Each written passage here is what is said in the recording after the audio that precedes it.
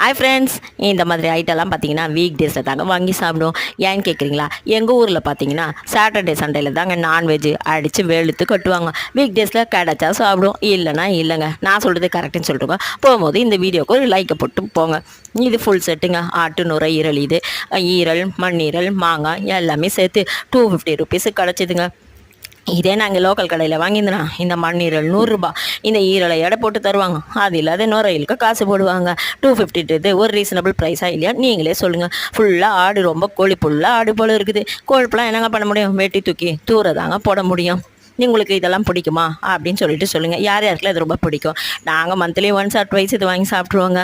இதெல்லாம் நுரையீரல குழம்பு வச்சுட்டு அதெல்லாம் கிரேவி வச்சா 2 வேளைக்கு இதே வச்சு மகளம் பாடிட வேண்டியதுதாங்க. ஸோ இந்த வீடியோ பிடிச்சா லைக் பண்ணுங்கள், நம்ம சேனலை சப்ஸ்கிரைப் பண்ணுங்கள், கருத்துக்களை கமெண்ட்டில் சொல்லுங்கள். தேங்க்யூ.